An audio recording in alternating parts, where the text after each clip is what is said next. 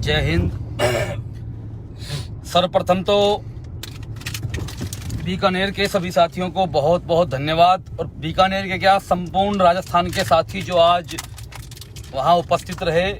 सभी को पता है कि मैं बेंगलुरु में हूँ, लेकिन आप सभी ने जो अपना दायित्व निभाया, आज एक एक भाई को, सभी को जो भाई बहन वहाँ उपस्थित थे, सभी को उपदेश राणा की तरफ से ग्रैंड सल्यूट कि आपने एक एकता का परिचय दिया। मैं दिल से नमन करता हूं आज आपको, और इस बात का मुझे दुख है कि इस क्षण में मैं आज उपस्थित नहीं हो सका। कल भी मैंने बताया था और आज भी मैं इस चीज़ को कह रहा हूं कि बहुत जल्द आप सभी के साथ मेरा धन्यवाद आप सभी साथियों तक पहुंचे, इसलिए मैं फेसबुक लाइव आया हूं।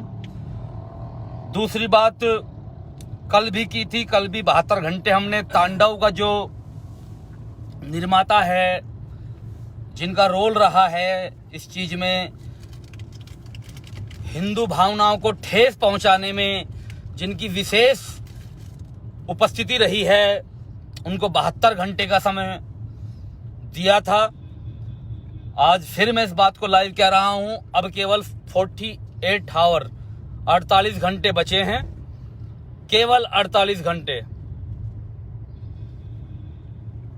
48 घंटे में घुटने टेक कर माफी मांगी जाती है और आगे से ये कहा जाता है कि ऐसी कोई स्क्रिप्ट नहीं बनाएंगे, तो ठीक है। नहीं तो जहां इसके निर्माता जहां भी होगा वहीं टीम रवाना की जाएगी। और ये हमारे लिए कोई नया काम नहीं है। बिग बॉस के समय अगर किसी को जानकारी लेनी हो तो गैलेक्सी अपार्टमेंट सलमान खान से पता कर लेना कि वहां पर किस तरीके से विरोध प्रदर्शन घर के सामने गैलेक्सी में हुआ था। ऑन रिकॉर्ड बता रहे हैं, गूगल कर लेना। और अगर किसी को ये चेतावनी लगती है तो भाई ये चेतावनी है, ये चेतावनी है, क्योंकि हम अपने धर्म पर निरंतर प्रतिघात सहने के मूड में नहीं हैं।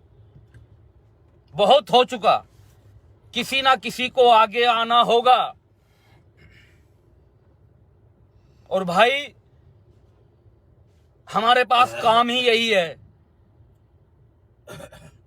हमारी संस्कृति धूमिल होती चली जाएगी, धर्म पर आघात होता चला जाएगा।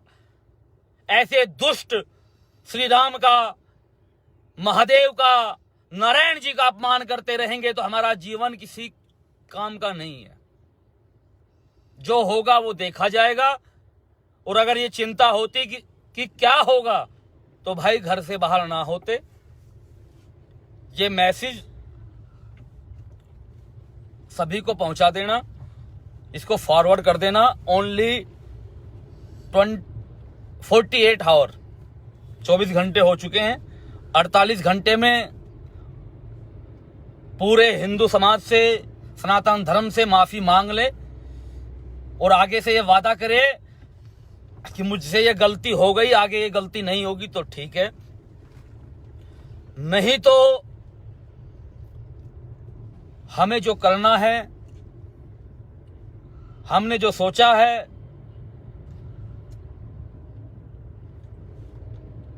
क्योंकि अधिकार हमें भी है, हिंदुस्तान में अधिकार हमें भी है। ऐसा नहीं है कि कोई भी हमारी धार्मिक भावनाओं के साथ खिलवाड़ करके चला जाएगा। जब तक जिंदा हैं तब तक ये सहन नहीं होगा। और ये एक बार नहीं, 50 बार ऑन ग्राउंड बता चुके हैं।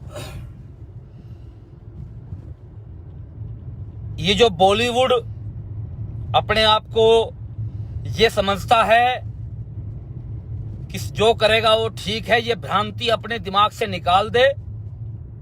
दीपिका के जेएनयू में जाने के बाद छपाक का क्या हुआ था हिंदुस्तान में, ये बताने की आवश्यकता नहीं है। पद्मावत के समय क्या हुआ था ये बताने की आवश्यकता नहीं है। ठीक है, हम बटे हुए हैं, लेकिन घटे नहीं हैं।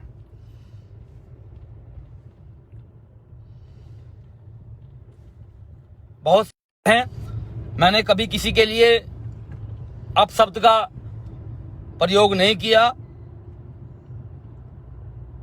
मैं ये बात उस डायरेक्टर के विषय में बोल रहा हूं, मीडिया कर्मियों के विषय में नहीं। मुझे कॉल करते हैं बहुत से मीडिया के भाई और पूछते हैं कि आगे क्या स्टैंड है। मैं हमेशा अपना स्टैंड लाइव बताते हुए आया हूं और आज भी लाइव बता रहा हूं। अगर ऐसा नहीं हुआ, माफी नहीं मांगी गई तांडव के निर्माता के द्वारा, तो हमें जो स्टेप लेना है वो स्टेप लिया जाएगा। और सीना ठोक कर ये बात बोल रहे हैं, किसी के दिमाग में अगर गलतफहमी हो, गलतफहमी निकाल दी जाए और एक कमेटी ऐसे बनाई जाए कि जो ओटीपी प्लेटफॉर्म है, अभी सबको पता है कोविड-19 के कारण सब कुछ बंद है, थिएटर तो बंद है, लेकिन ये जो गंदगी अब इन्होंने ओटीपी प्लेटफॉर्म पर परोसनी स्टार्ट कर दी है। अब इन्होंने क्या सोचा कि वहां तो लोग जा नहीं सकते थिएटर।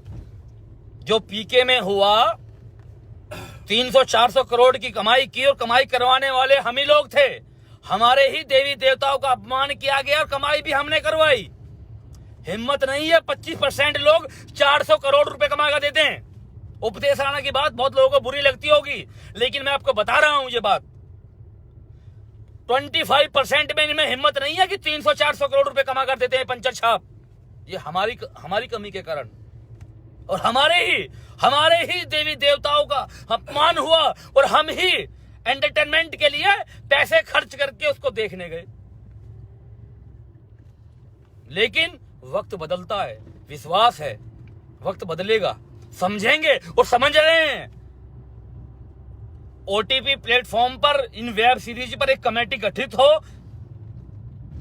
जो ये तय करे कि कहीं ना कहीं खिलवाड़ तो नहीं हो रहा है, क्योंकि बहुत ज्यादा हो रहा है। और भाई कुछ लोग किसी पार्टी के होंगे, बहुत से लोगों को यह बात चुभ सकती है, लेकिन मैं बोलूंगा जरूर।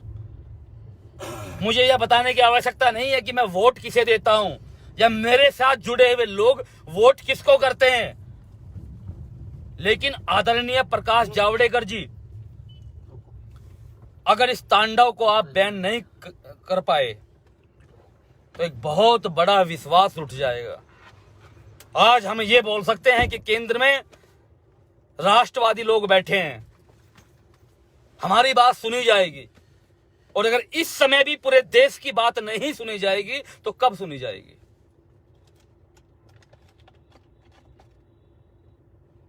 सभी राष्ट्रवादियों ने ट्वीट पे ट्वीट किए, सत्तारूढ़ पार्टियों के नेताओं ने, एमपी ने, एमएलए ने, पूरा देश ट्वीट कर रहा है कि इस तांडव को, जिसमें अपमान किया भगवान श्री राम का, महादेव जी का, इसको बैन कीजिए। किस चीज की आवश्यकता है? अब क्यों ना इन पर मुकदमा लगाकर इन सभी को जेल भेजा जाए अविलंब, जो इसके पार्ट रहे हैं।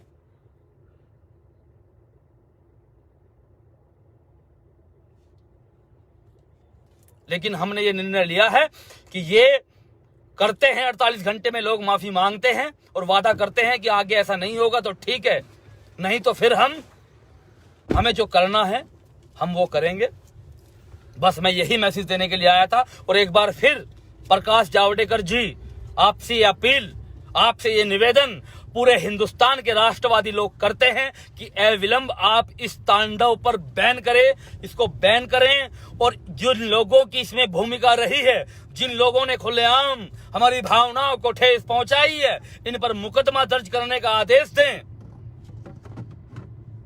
इनको नोटिस जारी करें, ताकि एक मिसाल पेश हो देश में कि अगर हमारी भावनाओं के साथ खेला जाएगा तो सरकार भी बख्शने के मूड में नहीं है।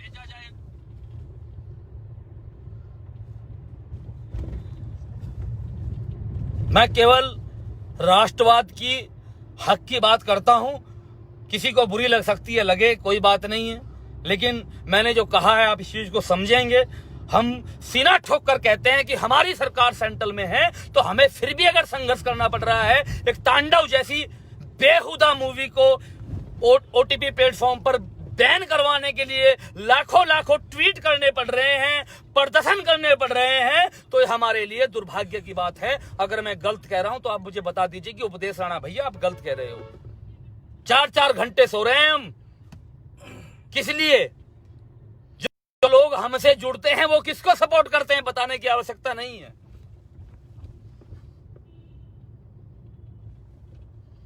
बस मैं यही मैसेज देने के लिए आप सभी के साथ धन्यवाद सभी साथियों का। जय श्री राम, वंदे मातरम, भारत माता की जय, जय हिंद।